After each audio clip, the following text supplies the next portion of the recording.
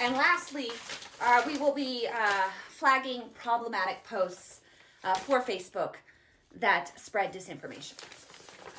I'm sorry, but what did you just say? Yes, I said we will be flagging problematic posts for Facebook that spread disinformation. So,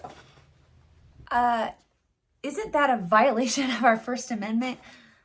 Just, I'm sorry. The First Amendment. Yeah, the First Amendment of our Constitution.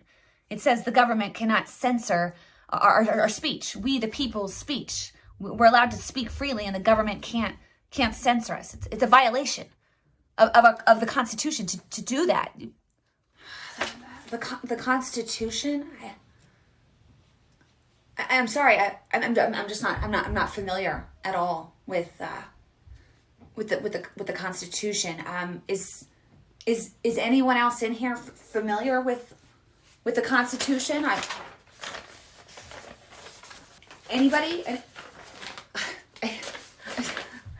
That journalist better be careful, because she is awfully close at spreading some misinformation. Welcome back, beautiful and amazing human beings. This is Luke Radowski of wearechange.org. A lot of absolutely criminally insane news breaking right now, with over 50,000 prominent individuals being targets of a large Israeli intelligence agency connected spy group, which of course has some very huge implications, which we are predominantly going to be talking about in this video, as well as a follow-up to yesterday's video about the mass movement happening right now in France that, of course, a lot of people are not hearing about in the Western mainstream media. Gee, I wonder why. But before we get into that, plus a lot more, the clip that we played in the beginning of this video is by a conservative mama. That's, I guess, her Twitter name. I don't know much about this person, but her intro video was very entertaining. The link to her channel will, of course, be down below. And she brings up a good point about the 1984 doublethink Orwellian society that we are living in, where the government is literally censoring speech for your safety, and the mainstream media is warning you about the dangers of critical thinking, literally asking you to disconnect from reality and what your eyes and ears see, since of course what the establishment media and government tell you is always true. A criminal, corrupt central authority knowing what is right for me always? Yeah, that sounds great.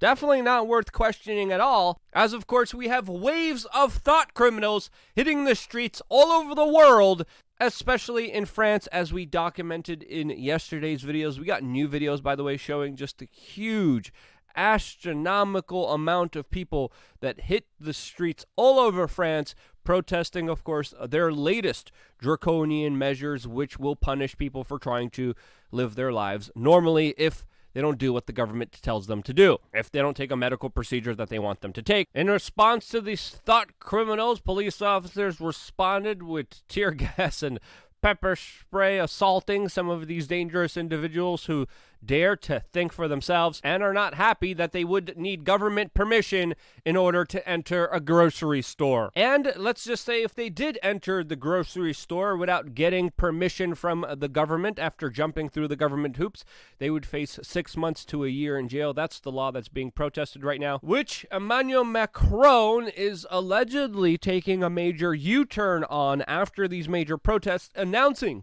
that some of the restrictions that he wanted to implement won't be implemented in response to these protests. People are calling this a very embarrassing U-turn. The rise of fake, counterfeit, quote, medical passes has also become very prominent in that country. And I do have to note that this U-turn by the Rothschild banker French President Emmanuel Macron in response to this protest is definitely worth covering, definitely worth talking about, since this highlights a lot of very important implications. Across the pond in the United Kingdom, they are now talking about how they want to implement their own kind of health medical passports, as the UK government is looking to implement similar measures that the French are now going back on that they previously wanted to implement. This as the UK just, quote, celebrated their Freedom Day which the mainstream media is running a lot of fear-mongering articles about. Freedom Day was supposed to be a day where a lot of the restrictions were being lifted and pulled. A lot of the restrictions and lockdowns that predominantly have benefited the billionaire super rich class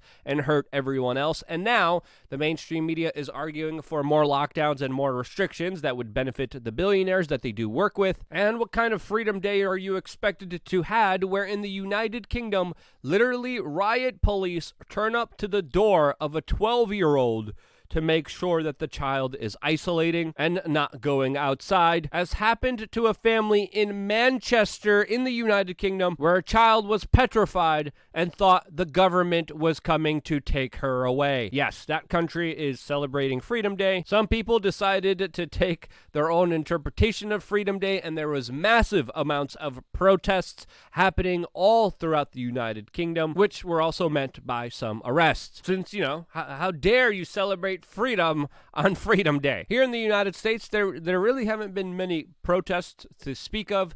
There has been a $3 billion advertisement campaign paid for by American taxpayers, which is definitely worth noting in this scenario. Now, if you're looking for an escape or somewhere to go or somewhere to even get a second residency, by the way, you should check out relocatesafe.com. We have decided to work with this company. I heard great reviews about them for years now, and they are offering a free webinar about residency in Panama and Nicaragua coming up tomorrow, Tuesday, 12 p.m. Eastern. If you're interested in learning about ways of becoming an expat or having a second exit strategy, check out relocatesafe.com. The link, of course, is down below, and they might provide some information that could potentially help you. Also, got a big video coming for you on lukeuncensored.com later on today. This one's definitely going to be a doozy, and we're going to talk about all the hot button issues, all of them. There's new ones arising that, of course, we cannot talk about here. It's like almost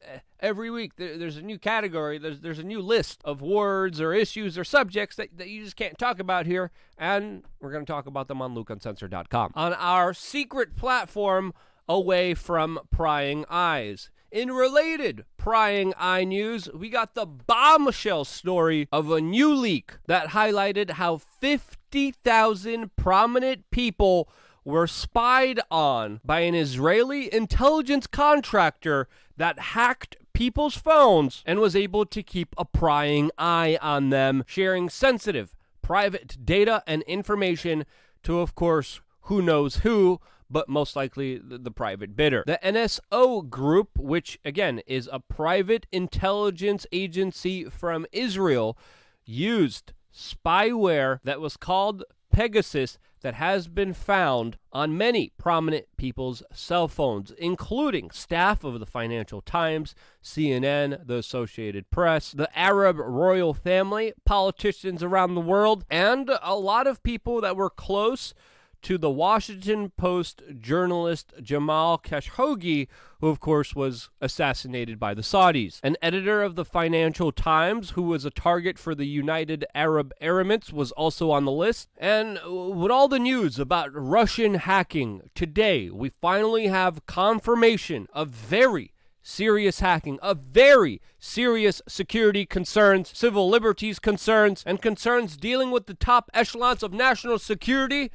And it wasn't Russia, it was Israel and their private companies that they work with that were responsible for it. Edward Snowden has called this, quote, the leak that is going to be the story of the year. This was, again, a very successful hack by this Israeli company that was able to use malware without many of the people who were being spied on to even be able to detect it on their phone, that was able to extract messages, photos, emails, record phone calls, and secretly activate microphones even when the phone was not being used. Now, the Israeli company said that this software was developed to go against the bad people in this world, to go capture criminals, but in reality, activists, journalists, and politicians were targeted here, not criminals at all, which shows you how often does the intelligence apparatus say that they're fighting crime, when in reality, they're using that as an excuse to empower, enrich, and embolden themselves with information domination. This is absolutely insane. There should be a huge international investigation, especially from the United States, about what actually was happening here. So far, the Biden administration is silent about this particular topic. And instead of addressing this, Biden